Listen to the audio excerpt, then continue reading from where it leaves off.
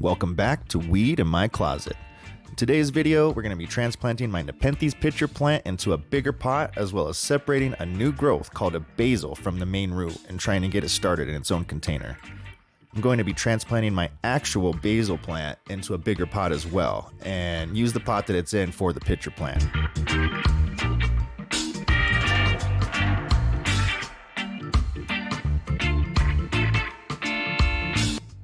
So for those of you that remember, we did an unboxing of this nepenthes pitcher plant 8 months ago, and we started the basil from seed about the same time. As you can see, they've both done really well. I've had the basil plant on the windowsill in my kitchen since it was a seedling, and it's loved it there.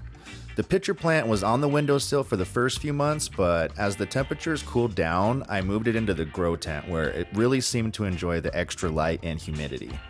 As it's grown, each pitcher has been bigger and more beautiful than last, and it's absolutely demolished any gnats in the area. From time to time, I've found random bugs like small beetles around the house, and I'll go drop it in one of the pictures as an extra treat. But besides that, all I've had to do was keep it standing in distilled water and not let it dry out, and it continues to flourish.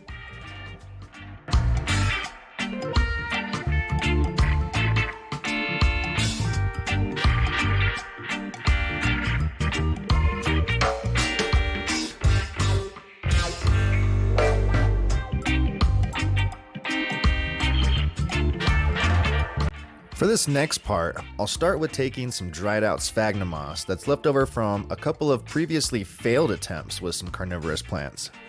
One was a sundew, if you remember Sunny, and the other was a Venus flytrap. Hey, nobody's perfect. I'm still a beginner and always learning. They were some of my first plants, and since then I've gotten much better at meeting the needs of all my plants.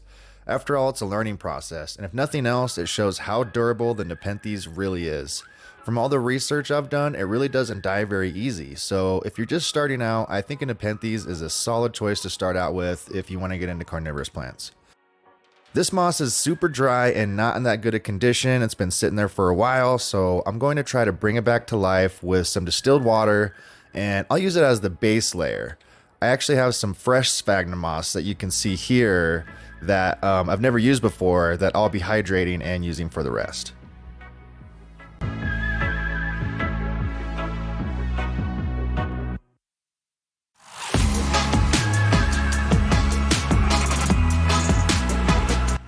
And now comes the tough part, getting all this old moss away from the roots of the plant. I put some distilled water in the bowl and I go to work on dunking and rinsing and very gently pulling all the sphagnum away from the roots. It's a painstaking process, but just be patient. This really has to be done at this point in time. Removing the basil is good for the plant as the smaller little twin will actually leach nutrients from its older sibling, as well as this plant is just too big for its tiny container now. When I finally get most of it rinsed and separated, you can see how long the basil really is. So all we're going to do is snip it off at the base and put it in a tiny container all of its own, surrounded by some fresh moss. And what's even more perfect, the basil will have a warm home already waiting for it in the incubator with its cloned cannabis cousins from a couple days ago.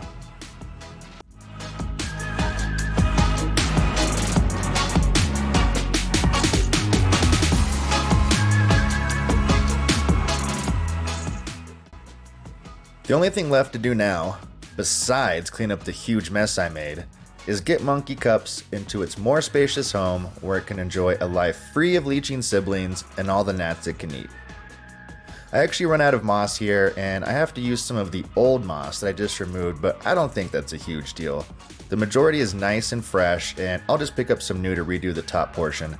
Not a big deal. So with Mini Monkey in the incubator and Big Monkey back into the tent, as always, I want to say thank you for watching. Feel free to comment. If you liked the video, smash that like button, and don't forget to subscribe if you haven't already.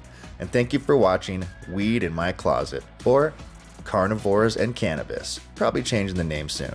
Thanks for watching, everybody. Later.